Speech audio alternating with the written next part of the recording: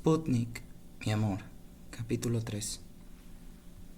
Una vez, tras mi primer curso en la universidad, viajé solo a Hokuriku durante las vacaciones de verano. En el tren conocí a una chica 8 años mayor que yo, que también viajaba sola. Pasamos la noche juntos. Parece el principio de Sanshiro, pensé entonces. Ella trabajaba en la sección de divisas en un banco de Tokio. Cuando tenía vacaciones, tomaba algunos libros y sola se iba de viaje. Viajar con gente me cansa, me dijo.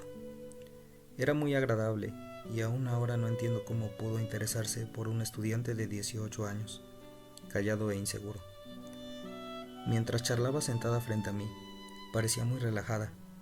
Se reía con frecuencia a carcajadas. También yo le hablé de esto y aquello sintiéndome inusualmente cómodo. Por casualidad, ambos nos apeamos en la estación de Kanazawa. ¿Tienes alojamiento?, me preguntó. Le respondí que no. En aquella época, yo jamás reservaba habitación. Yo tengo una habitación. Si quieres podemos compartirla, me dijo. No te preocupes, añadió. Cuesta lo mismo seamos uno o dos. Debido a los nervios nada fue fluido la primera vez que hicimos el amor. Me disculpé. Pero vamos, no es necesario que andes disculpándote por todo, exclamó ella. Eres muy educado, ¿no? Acababa de salir de la ducha. Se puso el albornoz, sacó 2 cervezas frías de la nevera y me ofreció una. Se bebió media y de repente, como si se acordara de algo, preguntó: ¿Sabes conducir? Le respondí que sí. ¿Y qué tal se te da? ¿Conduces bien? No demasiado. Acabo de sacarme el carnet. Lo normal, supongo. Ella sonrió. Como yo. A mí me parece que soy bastante buena conduciendo, pero nadie me lo dice. Así que supongo que no lo hago ni bien ni mal. Pero debes de conocer a varias personas que realmente conduzcan bien, ¿verdad? Sí. Y a otras que por el contrario, no lo hagan tan bien. Asentí. Tomó otro trago de cerveza, en silencio, y reflexionó unos instantes. Hasta cierto punto debe de ser innato. Quizá pueda hablarse incluso de talento. Los hay muy hábiles, los hay muy torpes, pero al mismo tiempo los hay muy prudentes y los hay que apenas lo son, ¿verdad? Asentí de nuevo. A ver, ¿qué te parece? Supón que debes hacer un largo viaje en coche con otra persona, con alguien con quien tienes que conducir por turno. En ese caso, ¿a cuál de los dos tipos elegirías? ¿A alguien que condujera bien pero que fuese imprudente? ¿O a alguien que no fuera tan bueno pero que fuese prudente? Al segundo tipo, respondí. Igual que yo, dijo. Y creo que todo es bastante parecido. Ser bueno o malo, ser hábil o torpe, en realidad no importa. Lo único importante es prestar atención. Estoy convencida. Serenarse y aguzar el oído. ¿Aguzar el oído?, pregunté. Ella no respondió. Se limitó a sonreír. Poco después, cuando hicimos el amor por segunda vez, fue un acto armonioso y compenetrado. Tuve la sensación de haber entendido más o menos lo que quería decir con aguzar el oído. Fue la primera vez que vi cómo reacciona una mujer cuando el acto sexual va realmente bien. Al día siguiente, tras desayunar juntos, cada cual tomó un rumbo distinto. Ella prosiguió su viaje, yo proseguí el mío. Al separarnos, me confesó que iba a casarse con un compañero de trabajo 2 meses después. Es muy buena persona, me dijo sonriente. Hace 5 años que salimos juntos y ahora, al fin vamos a casarnos. Así que, a partir de ahora, no podré viajar sola. Quizás sea esta la última vez. Yo aún era joven y creí que historias tan emocionantes como esta sucedían con frecuencia. Pero mucho tiempo después, comprendí que no era así. Hace mucho que, no sé por qué razón, le conté a Sumir esta historia. No recuerdo a propósito de qué. Tal vez fuese cuando hablamos del deseo sexual. De todas formas, soy el tipo de personas que, cuando le preguntan algo directamente, suele dar una respuesta sincera. ¿Cuál es el punto clave de esta historia?, me había preguntado Sumir. Pues seguramente que hay que estar alerta, contesté. No tener ideas preconcebidas, sino aguzar el oído con una disposición honesta, amoldándote a las circunstancias manteniendo la mente y el corazón siempre abiertos a lo que venga. Dijo Sumir. Parecía estar reflexionando sobre mi pequeña aventura sexual. Tal vez consideraba la posibilidad de incluirla en su novela. Después de todo, tú has tenido muchas experiencias, ¿verdad? No he tenido muchas experiencias, protesté con calma. Me han pasado cosas por casualidad. Ella le dio vueltas a la idea mientras se mordisqueaba las uñas. Pero, para estar alerta, ¿qué hay que hacer? No basta con pensar, llegado el momento. Voy a estar alerta. Voy a aguzar el oído. Para conseguirlo al instante, ¿no te parece? ¿No podrías decirme algo un poco más concreto? Ponme un ejemplo. Primero es preciso serenarse, contando, por ejemplo. ¿No hay otra manera? Pues también puedes pensar en un pepino dentro de la nevera en una tarde de verano. Por supuesto, es solo un ejemplo. Espera un momento, atajó Sumir después de una pequeña pausa. ¿Tú haces siempre el amor imaginándote un pepino dentro de la nevera una tarde de verano? No siempre, pero sí a veces. A veces sí, reconocí. Sumir hizo una mueca y sacudió varias veces la cabeza. Eres más raro de lo que pareces. Todos los seres humanos tenemos nuestras rarezas, repliqué yo. En el restaurante, mientras Miu me miraba fijamente a los ojos sujetándome la mano, todo el tiempo pensé para mí misma en un pepino. Me dije, tienes que serenarte, tienes que aguzar el oído, me contó Sumir. ¿En un pepino? Sí, eso que me contaste sobre un pepino frío dentro de la nevera una tarde de verano. ¿No te acuerdas? Ahora que lo dices, es verdad que te lo conté, recordé yo. ¿Y qué? ¿Te sirvió? Más o menos. Muy bien, dije. Sumir volvió a la historia principal. La casa de Miu está muy cerca del restaurante. No es muy grande, pero es preciosa. Terraza soleada, plantas, un sofá italiano de piel, altavoces Bose, una colección de grabados, un jaguar en el garage. Allí vive solamente Miu. La casa que comparte con su marido está en Sategaya, y los fines de semana regresa allí, pero ella normalmente vive sola en el apartamento de Aoyama. ¿Y qué crees que me enseñó en el piso? Las sandalias de piel de serpiente preferidas de Mark Bolan, guardadas en una urna de cristal, una valiosa e inolvidable reliquia de la historia del rock and roll. No les falta una sola escama. En el arco figura su autógrafo, irresistible para las fans. Sumir hizo una mueca y suspiró. Si se inventara un coche que funcionase con bromas estúpidas, tú llegarías bastante lejos. Es que en este mundo también hay personas con las reservas de inteligencia agotadas, dije con humildad. Muy bien, dejemos eso y ahora piensa en serio. ¿Qué crees que me enseñó allí? Si aciertas, pago yo la cuenta.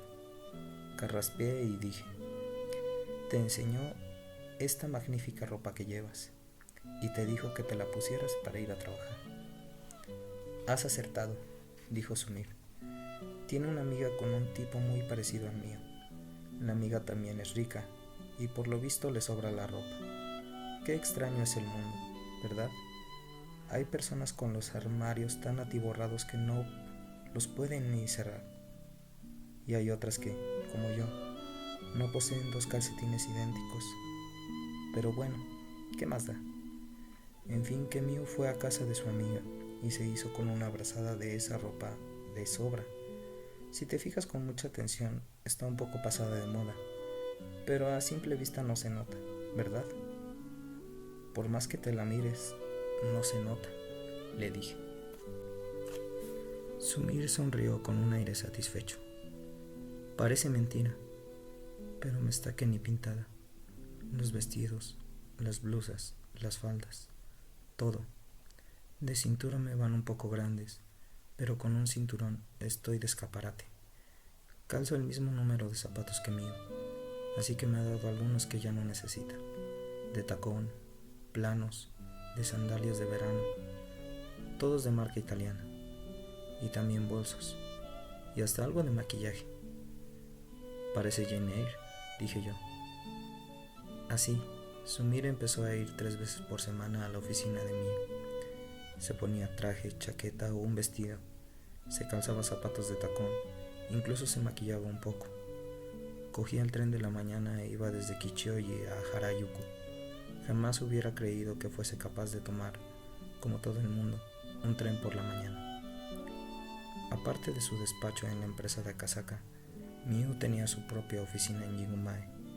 Allí había una mesa para Miu, otra para su ayudante, es decir, Sumir, un armario para los documentos, un fax, un teléfono y un ordenador. Era un apartamento y contaba incluso con una pequeña cocina y un cuarto de baño. También había un equipo de CD, unos altavoces pequeños y alrededor de una docena de discos compactos de música clásica. Era un segundo piso y la ventana orientada al este daba a un pequeño parque. En la planta baja había una tienda de muebles importados del norte de Europa. Como la oficina estaba algo apartada de la calle principal, apenas había ruido. Al llegar a la oficina, Sumir le cambiaba el agua a las flores y preparaba café. Luego escuchaba los mensajes del contestador automático y repasaba el correo electrónico. Si había algo, lo imprimía y lo dejaba sobre la mesa de Miu. La mayoría de las veces eran mensajes de compañías o agentes extranjeros, casi siempre en inglés o francés. Si había correo, abría los sobres y tiraba lo que a todas luces era innecesario. Llamadas había varias durante el día, algunas desde el extranjero. Sumir anotaba el nombre de quien telefoneaba, su número de teléfono y, si lo había, el motivo de la llamada, y lo pasaba al teléfono móvil de Miu. Miu solía aparecer por la oficina entre la 1 y las 2 de la tarde.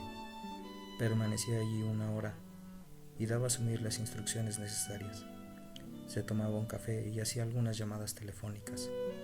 Si había cartas que contestar, se las dictaba a Sumir, y luego ésta las introducía en el ordenador y las enviaba por correo electrónico o fax. Por lo general, eran cartas comerciales de contenido sencillo. Sumir también le hacía las reservas para la peluquería, el restaurante o la pista de squash. Cuando acababa de despachar esos asuntos, Miu charlaba un rato con Sumir y luego se iba. A veces, Sumir se quedaba sola en la oficina sin hablar con nadie durante horas, pero jamás se sentía sola o se aburría. Repasaba los conocimientos adquiridos 2 veces por semana en las clases de italiano. Aprendía la conjugación de los verbos irregulares y perfeccionaba su pronunciación con cintas de cassette. Tomó clases de informática y pronto fue capaz de resolver por sí misma pequeños problemas. Pudo leer la información contenida en el disco duro y aprender las líneas generales del trabajo de Miu. Su trabajo era aproximadamente lo que Miu le había contado el día de la boda. Firmaba contratos con pequeños productores de vino extranjeros, sobre todo franceses. Importaba el vino y lo vendía al por mayor a restaurantes y tiendas especializadas de Tokio. Además, de vez en cuando mantenía contactos con intérpretes de música clásica. Los trámites más complicados los llevaban agentes de empresas especializadas, y ella se encargaba de programar y dar los primeros pasos en la contratación. Su especialidad era descubrir a jóvenes intérpretes con talento, todavía desconocidos, e invitarlos a Japón. Sumir desconocía cuánto ascendían los beneficios de estos negocios particulares. La contabilidad estaba guardada aparte y, sin contraseña, no se podía acceder al disco. En todo caso, Sumir estaba loca de contento solo con ver a Miu, poder hablar con ella. Esta es la silla donde se sienta, pensaba. Este es su bolígrafo. Esta es la taza en la que toma café. Por insignificante que fuera la tarea que le encomendaba, Sumir la desempeñaba con esmero. De vez en cuando, Miu le invitaba a comer. Como negociaban con vino, debían recorrer con cierta asiduidad los restaurantes famosos para recabar información. Miu siempre pedía pescado blanco, alguna vez pollo y dejaba la mitad. Nunca tomaba postre. Estudiaba al detalle la carta de vinos y elegía una botella, pero jamás tomaba más de una copa. Tú bebe cuanto quieras, le decía Sumir. Pero al haber de hacerlo sola, por más que bebiera, nunca era mucho, de modo que siempre quedaba más de media botella, de aquellos vinos carísimos. Pero eso a Miu no parecía importarle. No es una lástima pedir una botella solo para 2.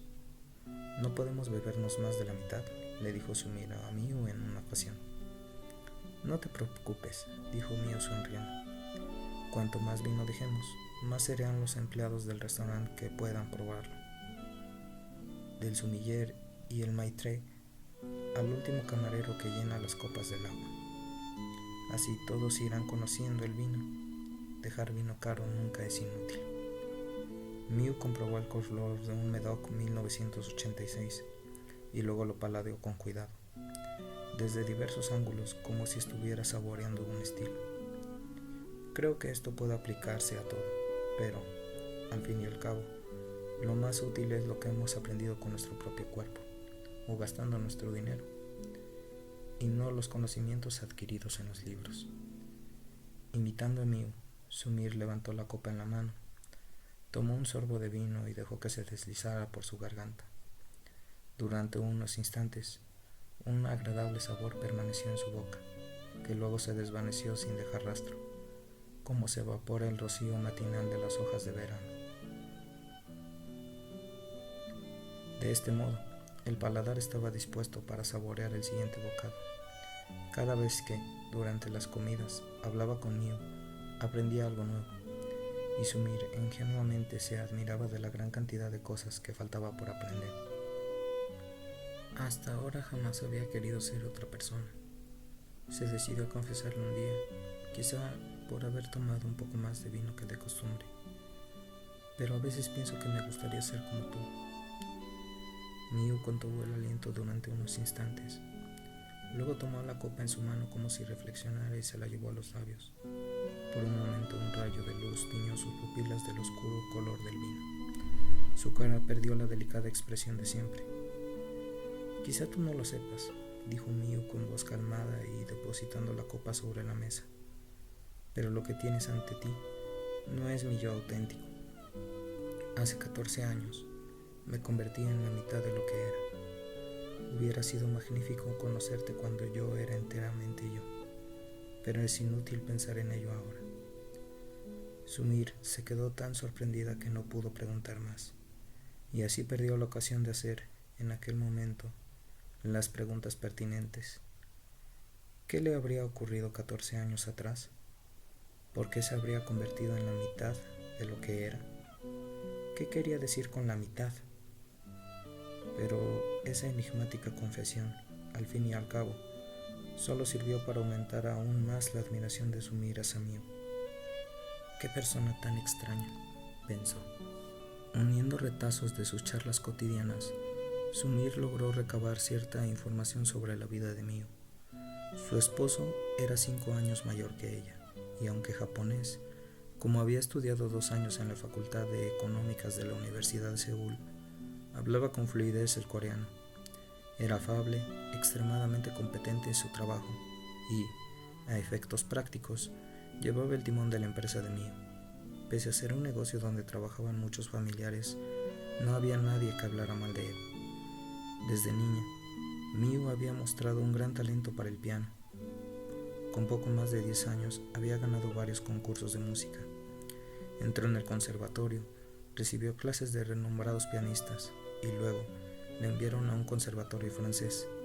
Su repertorio iba desde románticos tardíos como Schumann y Mendelssohn a Poulenc, Ravel, Bartók y Prokofiev. Sus armas eran un tono impetuoso y sensual unido a una técnica vigorosa y depurada.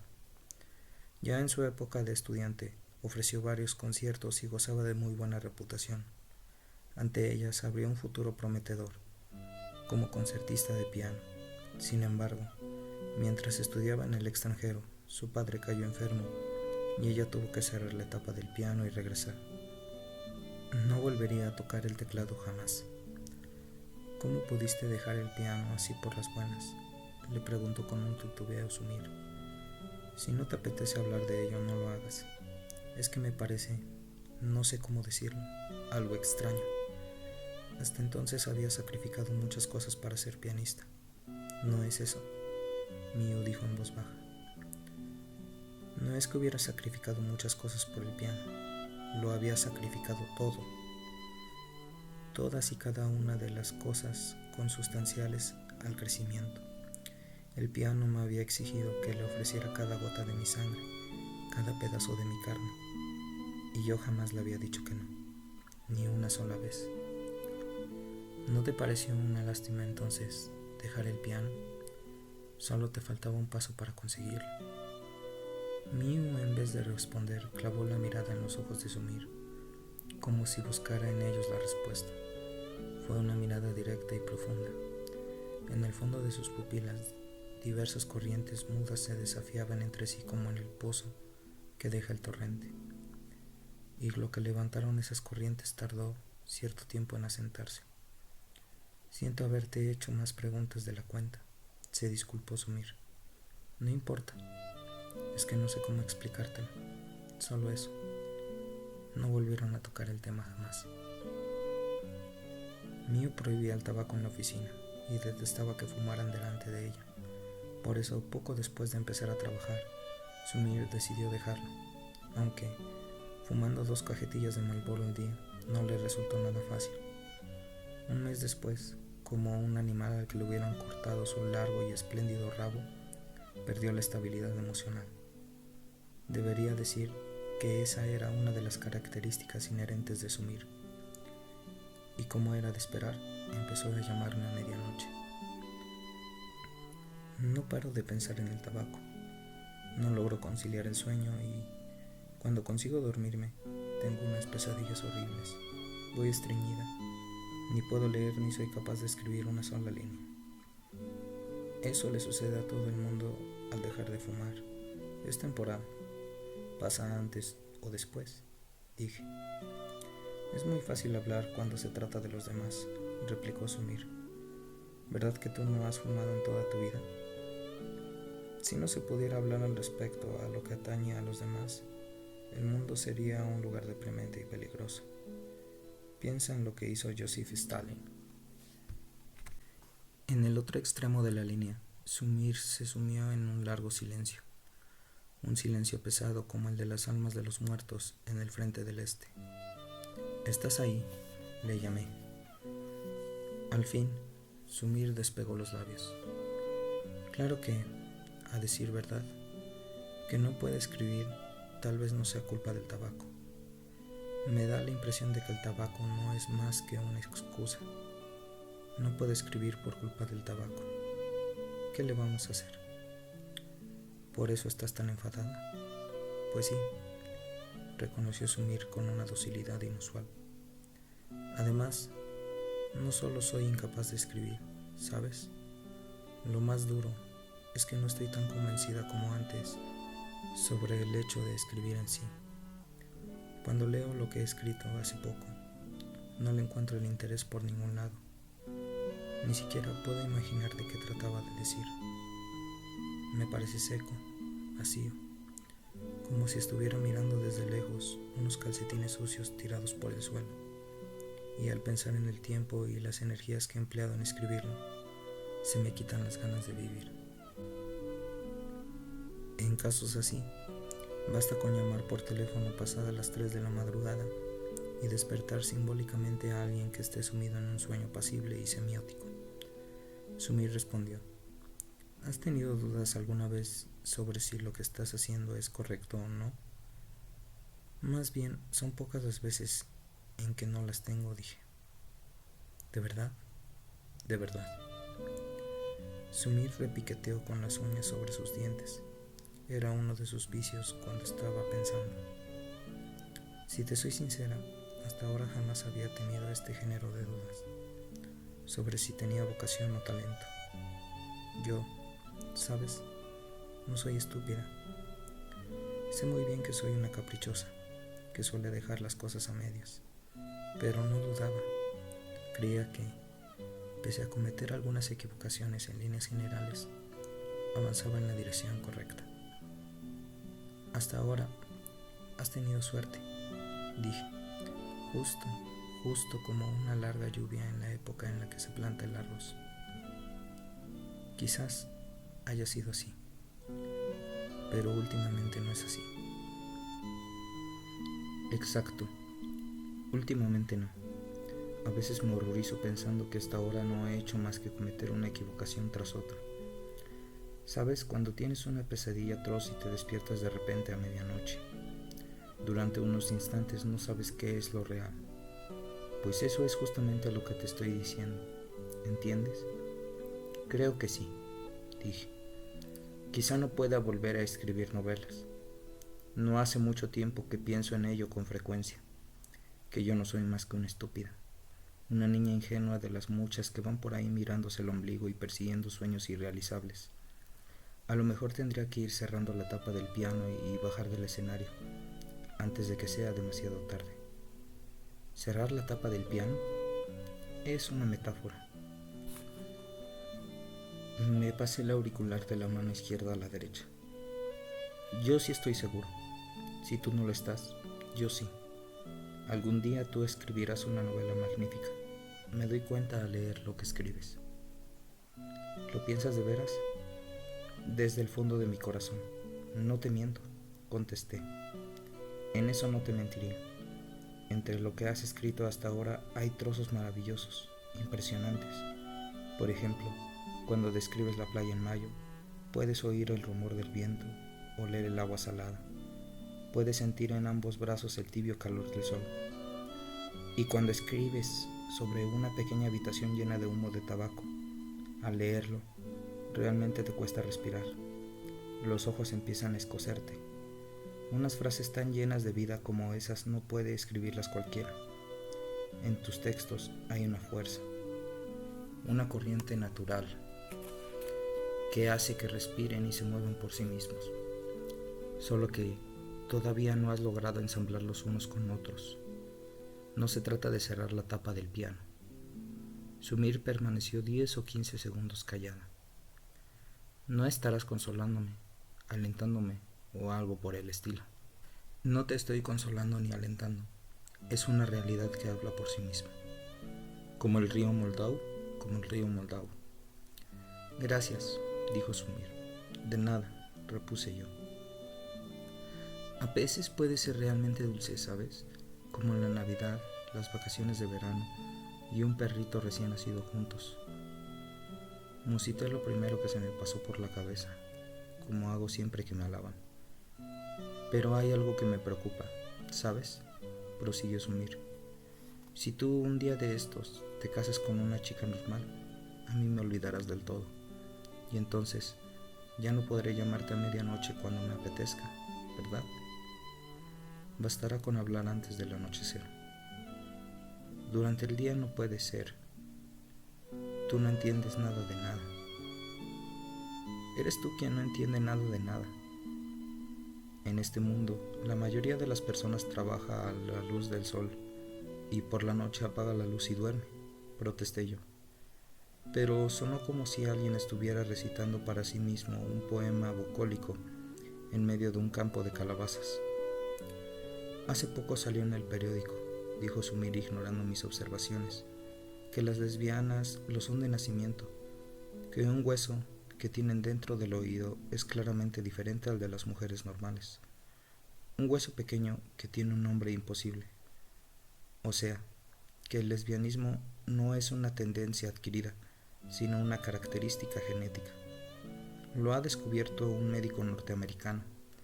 ¿Qué estaría investigando y con qué propósito? No me lo puedo ni imaginar.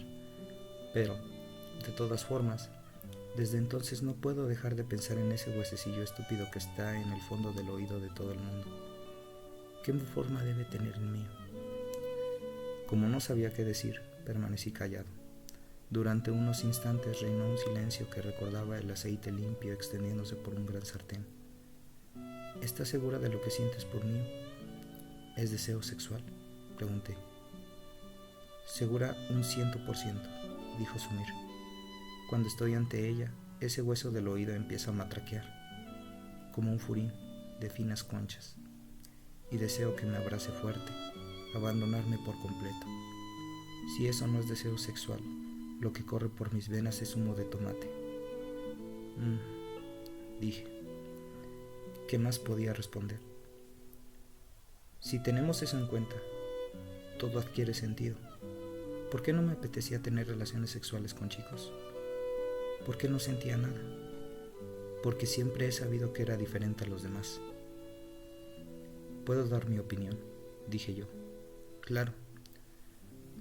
Una razón o una lógica que lo explique todo de manera demasiado simple siempre será una trampa. Lo sé por experiencia. Tal como dijo alguien alguna vez, lo que puede explicarse en un solo libro, mejor no explicarlo. En resumen, lo que quiero decir es que lo mejor es no sacar conclusiones precipitadas. Lo tendré en cuenta, dijo Sumir, y cortó la comunicación de manera más bien brusca. Me la imaginé colgando el auricular y saliendo de la cabina. Las agujas del reloj marcaban las 3:30 de la madrugada. Fui a la cocina, me bebí un vaso de agua, volví a deslizarme entre las sábanas y cerré los ojos. Pero el sueño no acudió tan fácilmente. Al descorrer las cortinas apareció la luna, flotando blanca y taciturna en el cielo, como un huérfano inteligente. Comprendí que no podía volver a dormirme. Hice café, llevé una silla junto a la ventana, me senté y me comí unas cuantas galletas con queso, y leyendo, esperé a que llegara el amanecer.